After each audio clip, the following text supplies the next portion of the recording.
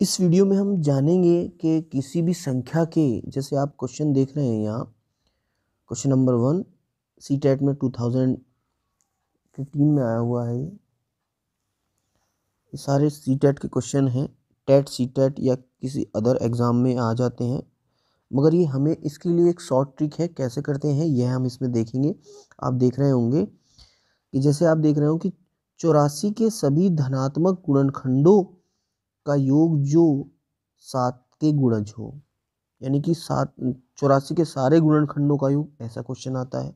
7 के गुणज हो, 5 के गुणज हो, 3 के गुणज हो, ये उसकी लैंग्वेज चेंज हो सकती है।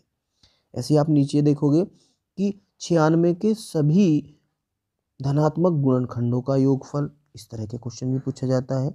और उससे नीचे देखोगे ये सब क्वेश्चन आए हुए हैं कि 210 के धनात्मक गुणनखंडों का योग। तो इस तरह के क्वेश्चन एग्जाम में अक्सर पूछे जाते हैं। मैं नीचे आपको दिखाऊंगा कि 42 के गुणनखंडों की संख्या, या तो योग पूछेगा या उसके गुणनखंडों की संख्या पूछेगा।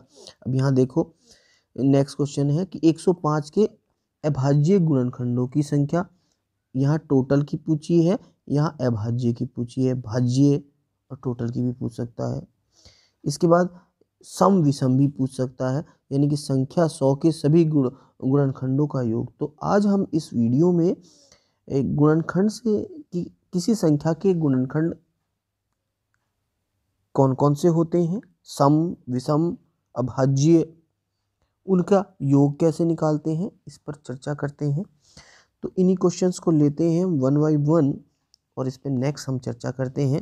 तो यह है आपके, ये एक शॉर्ट ट्रिक है, यह आपको सीटेट और टेट और किसी और भी एग्ज़ाम में आपकी मदद कर सकता है। इसलिए इस वीडियो को आप शुरू से अंत तक देखें, ये आपके लिए लाभदायक हो सकता है। यदि आपको पसंद आए तो वीडियो को लाइक करें, चैनल को सब्सक्राइब करें, और आपको अच्छी लगी तो अपने और साथियों को भी इसको फॉरवर्ड करें।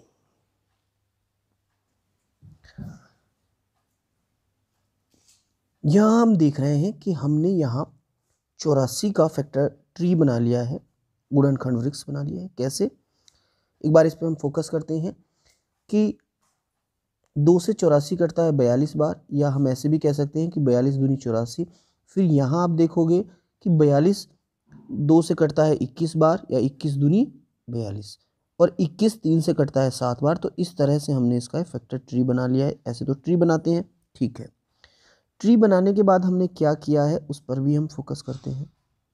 तो यहाँ आप फिर देखोगे कि यहाँ देखोगे कि 2 कितनी बार आया, कि 2 आया है यहाँ 2 बार, 2 की पावर 2, 3 आया है 1 बार, 3 की पावर 1, और 7 आया है यहाँ 1 बार, तो 7 की पावर 1। इस तरह से हमने यहाँ लिख लिया है।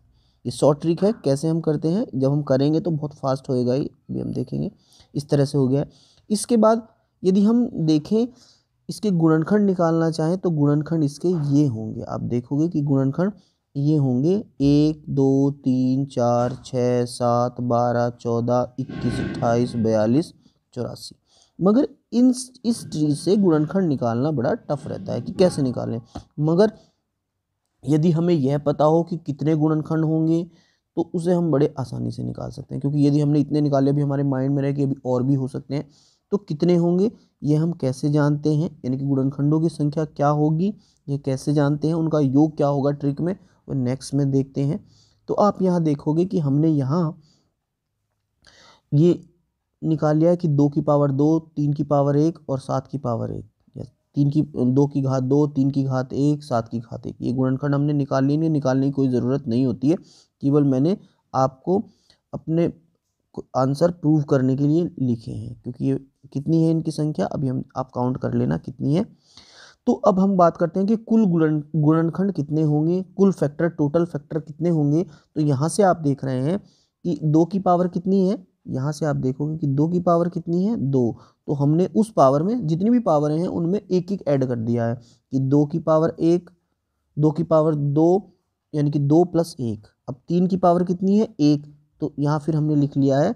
अब यहाँ देखोगे कि यहाँ लिखा है हमने 1 + 1। फिर आप देखोगे कि 7 की पावर कितनी है 1, तो इस 7 में हमने इसकी पावर में भी लिख लिया है 1 + 1, यानी कि 2 की पावर 1 2 + 1, 3 की पावर 1 3 + 1, सॉरी 1 + 1, 7 की पावर 1 तो 1+1 यानी कि ये हो गया हमारा 2 और 1 3, ठीक है, और 1 और 1 2, 1 और 1 2। तो अब इनकी हम मल्टीप्लाई करते हैं, 3 दूनी 6, 6 दूनी 12, तो टोटल फैक्टर कितने होंगे 12। तो क्वेश्चन का आंसर मिल गया कि किसी भी संख्या, या हम कहें कि 96, 84 या 210 या 42 के कितने गुणनखंडों की संख्या कितनी होगी, तो बड़ी आसानी से निकाल लेते हैं। उनकी घात निकालते हैं, घात में एक एक जोड़ते हैं और उनका फिर मल्टीप्लाई करते हैं, आ जाता है आंसर। तो यहाँ आ गया है 12। अब इसमें बात आती है कि अभाज्य गुणनखंड कितने होंगे, यानी कि जो अभाज्य हैं, जो किसी से नहीं कटते। तो आप यहाँ देख रहे होंगे कि जिनकी घात चढ़ी हुई है, किस किस की घात चढ़ी हुई है, एक तो 2 की घात चढ़ी हुई है, 3 की घात चढ़ी हुई है, 7 की घात चढ़ी हुई है। तो कितने अभाज्य हैं, एक तो 2 है, एक 3 है और एक 7 है। तो वैसे लिख लेते हैं, 2 1, 1 2, 1 3 और 1 7। तो कुल कितने अभाज्य गुणनखंड हो गए हैं हमारे पास, 3। आप इसमें से नोटिस भी कर सकते हो कि अभाज्य कौन कौन से हैं, 2 3 और 7, बाकी सब भाज्य हैं, इसीलिए मैंने ये लिखे हैं यहाँ, आप देखोगे। इसके बाद सम गुणनखंडों की बात आती है। यदि पूछ ले कि सम गुणनखंड कौन कौन से होंगे, तो उसके लिए भी हमें ये लिखने की ज़रूरत नहीं है, हम सीधे निकाल सकते हैं। तो यहाँ 2 की घात जितनी होती है, तो 2 की घात कितनी है, मान लो यहाँ 2 है, 4 हो, 5 हो, 6 हो, तो उसको हम SH लिख लेते हैं। तो यहाँ हमने 2 की घात कितनी थी, 2, उसको हमने ऐसे ही लिख लिया है। और बाकी जो हमने किया है कि 3 की घात कितनी है, 1, तो यहाँ लिख लिया है 1+1। और 7 की घात कितनी है, 1, तो 1+1। जितनी घातें होती हैं उनमें एक जोड़ते चले जाते हैं, मगर सम वाली में नहीं जोड़ते हैं। ये हमने कुल जो ली थी उसमें सम वाली में भी जोड़ा था, सॉरी, कुल गुणनखंड में सम जो घात थी उसमें भी जोड़ा था, मगर इसमें नहीं जोड़ते, सम में नहीं जोड़ते। तो यहाँ 2 को ऐसे ही लिख लेते हैं, बाकी में और इनकी मल्टीप्लाई करते हैं। तो 2 दूनी 4 दूनी 8। तो यहाँ आप देखोगे सम गुणनखंड कितने आ गए, 8। अब किसी भी संख्या के कुल गुण, सम और विषम का योग ही तो कुल होता है। तो अब यदि हम बात करें विषम गुणनखंड कितने होंगे, तो आप यहाँ से देख लो विषम कितने होंगे, 12 - 8, यानी कि कुल है हमारे 12 और सम है हमारे 8। तो विषम कितने आ गए हमारे पास, हमारे पास आ गए हैं 4, या नीचे आप 4 देख रहे हैं। तो इस तरह से हम ये निकालते हैं। यहाँ से आप दोबारा से इसको देख सकते हो, यानी कि हमने इसका एक फैक्टर ट्री बनाया है, फिर हमने उसकी 2 की घात 2 आ गई, 3 की घात 1 आ गई, 7 की घात 1 आ गई। यहाँ अब हमें ये निकालने की आवश्यकता नहीं है, हमें टोटल फैक्टर जानने हैं। तो 2 की घात में 1 जोड़ा, 3 की घात में 1 जोड़ा और 7 की घात में 1 जोड़ा, यानी कि 2 + 1 3, 3 + 1 + 1 2, 1 + 1 2। तो यहाँ हो गया हमारे 3 दूनी 6 और दूनी 12। तो कुल गुणनखंड कितने हो गए हैं, 12। अभाज्य कितने हो गए हैं, 1 2 है, 1 3 है, 1 7 है। तो अभाज्य गुणनखंड हो गए हमारे 3। सम गुणनखंड कितने हो गए, 2 की घात में नहीं जोड़ेंगे, बाकी की में जोड़ेंगे। तो इसमें हो गया है कि 2 × 2 × 2, यानी कि 2 दूनी 4 दूनी 8। विषम गुणनखंड कितने हो गए हैं, टोटल गुणनखंड माइनस सम। तो ये हम गुणनखंडों की संख्या निकालते हैं। अब हम नेक्स्ट देखेंगे कि इन गुणनखंडों का योग कैसे निकालते हैं। जैसे इसमें हम देखेंगे किसी के भी मल्टीपल पूछा है, जैसे इसमें 7 के गुणज पूछा था, तो इसमें हम 7 के गुणज आसानी से छाट सकते हैं। तो उसके लिए हमें पता चल गया कि कितनी संख्या है गुणनखंडों की, तो गुणनखंडों की 12 है। तो इससे हमने 12 बना लिए। कौन कौन से 12 बन गए हमारे पास, एक तो आ गया हमारा, अब हम 7 की बात करें तो 7 14 21 28 42 और 84, इनका योग क्या होगा, 196। आप देखोगे जब इसे योग करोगे तो 196 इसका आएगा, जैसे ही आप ऐड करोगे। तो इस तरह से आप किसी भी संख्या के गुणनखंडों का योग निकालते हैं। अब इसकी शॉर्ट ट्रिक क्या है, मल्टीपल इनकी शॉर्ट ट्रिक निकालने की, वह हम देखते हैं। हमने इस वीडियो के पहले भाग में सीखा था कि गुणनखंडों की संख्या कैसे निकालते हैं। अब हम इस भाग में सीखेंगे कि गुणनखंडों का योग कैसे निकालते हैं। यदि हम परंपरागत विधि को देखें तो सारे गुणनखंड निकाल के उन्हें जोड़ लिया जाए, मगर गुणनखंड निकालना बड़ा कठिन है, ठीक है। तो अब हम बिना गुणनखंड निकाले योग कैसे निकालें, तो ये ट्रिक है। तो हम वही देख रहे हैं कि हमने क्या किया है, इस तरह से बना लिया है इसका फैक्टर ट्री, और हमने देख लिया है कि 2 के कितने फैक्टर हैं, 3 के कितने हैं, और ये 2 की घात 2, 3 की घात 1, 7 की घात 1, ठीक है। अब हमें कुल गुणनखंडों का योग निकालना है।